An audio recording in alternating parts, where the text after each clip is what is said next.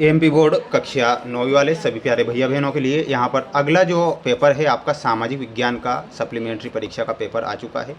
प्यारे बच्चों, आपसे मेरा ये कहना है, आप ध्यान से मेरी बात को सुने। आप सप्लीमेंट्री परीक्षा देने जा रहे हैं तो आप जिस तरीके से आप पढ़ रहे हैं, या सेल्फ स्टडी कर रहे हैं, या फिर आप यूट्यूब के माध्यम से पढ़ रहे हैं, हमारे चैनल के माध्यम से पढ़ रहे हैं, तो अगर आप पेपर देखते हैं ना, तो आप पूरा पेपर देखा करें। क्यों देखा करें?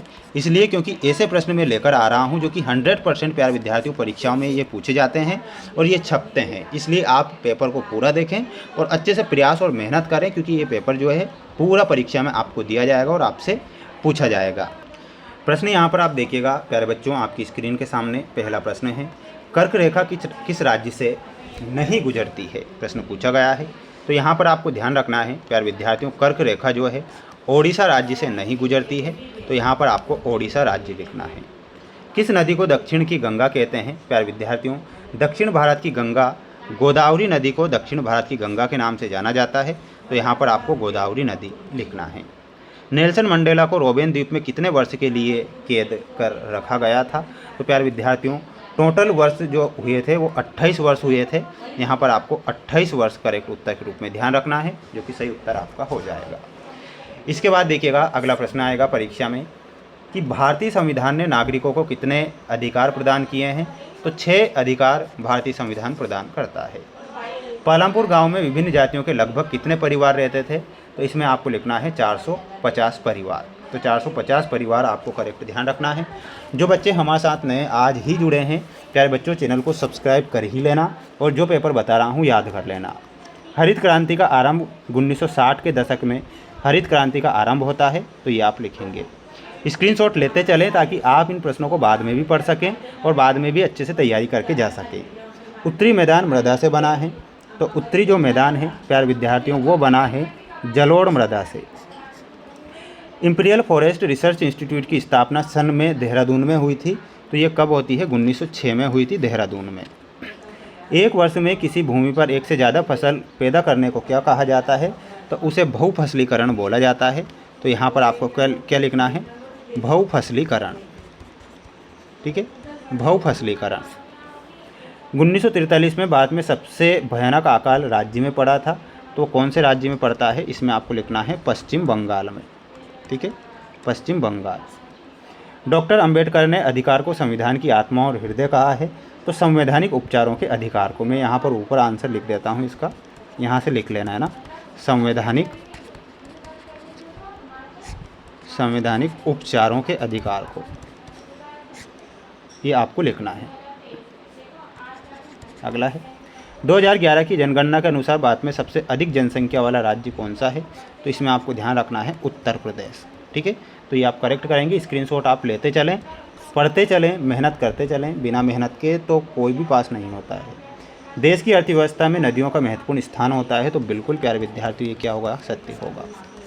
अगला है आम्रवृष्टि मध्य प्रदेश में होती है, प्यारे विद्यार्थी ये गलत हो जाएगा, इसमें असत्य आपको लिखना है।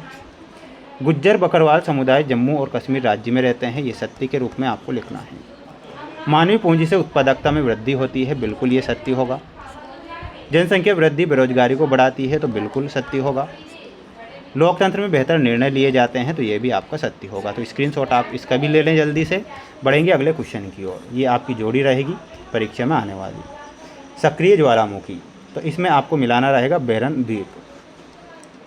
सुंदरी वृक्ष, तो इसमें मिलाना रहेगा मैंग्रोव वन। चुनाव में आपका 5 वर्ष के अंतराल में होते हैं। राष्ट्रीय मानवाधिकार आयोग का मुख्यालय नई दिल्ली में है। कच्चा माल, तो कच्चा माल में हो जाएगा कार्यशील पूंजी।